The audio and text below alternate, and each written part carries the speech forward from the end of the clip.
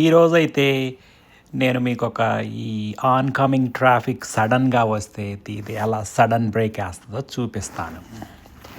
నేనైతే ఇక్కడ right turn తీసుకోవటానికి వెళ్తున్నాను అనమాట. సడన్గా అవతల వ్యక్తి మనల్ని చూడకుండా ఫాస్ట్గా వచ్చాడు. అదే మనమైతే హార్న్ వేసుకుంటాం. ఇదైతే ముందుగానే అలర్ట్ చేసేసి సడన్ బ్రేక్ వేసేస్తుంది అనమాట. Now I'm about to go but సడన్గా అది వచ్చేప్పటికి సడన్ బ్రేక్ వేసేసింది అనమాట. దాన్ ఇది కార్ పార్కింగ్ కూడా కరెక్ట్గా 2 లైన్లు మధ్యన పెడుతుంది అనమాట.